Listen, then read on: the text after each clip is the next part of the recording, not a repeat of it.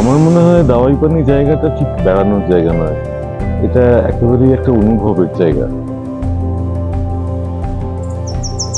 আমরা যারা পাহাড় জঙ্গল ভালোবাসি, যারা একটা নির্জনতা ভালোবাসি, তাদের কাছে দাওয়াই পানি একটা স্বর্গ।